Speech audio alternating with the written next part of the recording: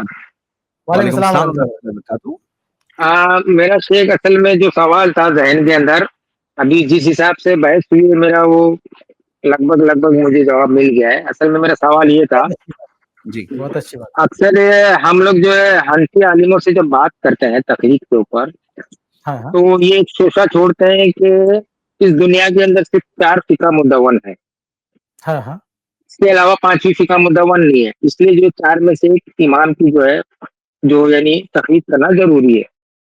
तो अभी कुछ सवाल गुजरे, उसमें शेख किफायत ने अल्हम्दुलिल्लाह काफी अच्छा यानी जवाब दे दिया। और भी कुछ शेख इस पर अगर रोशनी डालना चाहते हैं।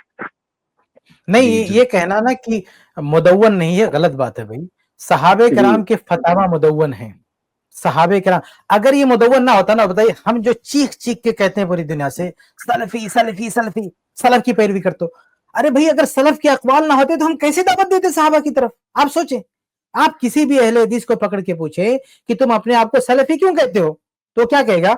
वो कहेगा हमारे सलफी कहने का मतलब ये है कि कुरान और हदीस को सहाबा के तरीके पर मानो।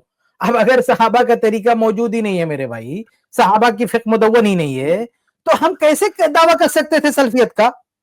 तो हम जब सल्फियत का दावा करते हैं, अहले हदीस कहते हैं, ये खुद इस बात का प्रूफ है कि हम ये मानते हैं कि सलफ के फतावा मुदव्वन है, उनके इस्तिहादात मुदव्वन है। और मैं रेफरेंस भी दे रहा हूं ना, ऐसे हवा में नहीं बात कर रहा हूं।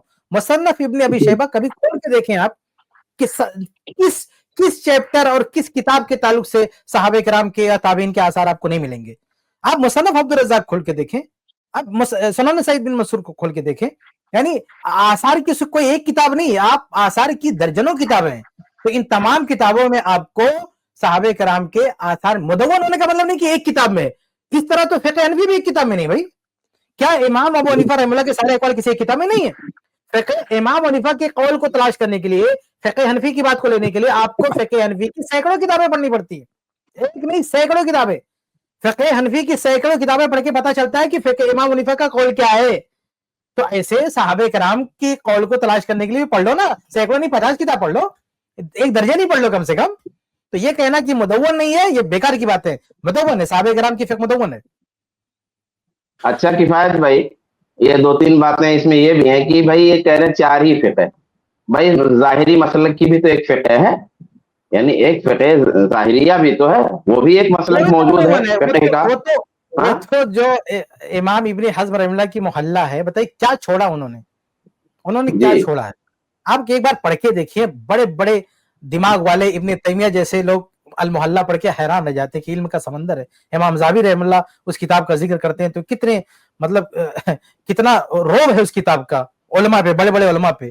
तो इल्म का समंदर है, आपके मुदव्वन ही नहीं है, भाई अजीब बात है। चलो थोड़ी देर के लिए मान ली मुदव्वन नहीं है, तो कम से कम अइम्मे अरबा की फिक़्ह तो मुदव्वन है। तो जब चारों फिक़्ह की मुदव्वन है, तो आप चारों का मुतालिक एक ही को पकड़ के रखे हैं भैया। कम से कम ये तो मानते हैं ना कि चारों की मुदव्वन है। जब चारों की मुदव्वन है तो चारों से इस्तेफादा क्यों नहीं, एक को पकड़ के क्यों बैठ गए? अच्छा, ये दूसरी बात ये कह रहा था मैं कि वजूद के लिहाज से और भी फिक़्ह हैं, यानी इक्जा करके ठीक है और फिक़्ह नहीं है, लेकिन किताबों में तो और भी उलमा के अक़वाल और उनकी तशरीहात जो है मौजूद हैं, जिनमें हमको मुंतखब करना है, जैसे आप अपनी फिक़्ह में मुंतखब करते हैं। असल में शेख शाबान, एक चीज और, ये जो अहले हदीस के बारे में एक ताना ये लोग बार बार देते क्या इनकी कोई फिक़्ह मुदव्वन नहीं, फिक़्ह मुदव्वन नहीं। भाई हमने जानबूझ के अपनी कोई मोहल्ला नहीं बनाई, अपनी कोई अलमजमू नहीं बनाई है, हमने अपनी कोई किताब नहीं बनाई। बताइए, अहले जाहिर के लिए सबसे बड़ा हवाला अल मोहल्ला है, हमारे पास कुछ है नहीं है। शाफिया के लिए हवाला मजमू है, हमारे पास है नहीं है। मालिकिया के लिए मुदव्वना, हमारे पास मुदव्वना है नहीं है। अहनाफ के लिए दुर्र मुख्तार है, हमारे पास है नहीं है। जो है हनाबला के लिए जो है इब्न खुदामा की किताब है, हमारे नहीं है। तो देखिए, चारों फिक़्ह ने अपने अपने फतावा मुदव्वन किए हैं, क्योंकि उन्हें उस खास फ्रेम में सबको लाना है। लेकिन अहलुल हदीस अल्लाह के फलो करम से हर दौर में रहे हैं, हर दौर में रहे हैं।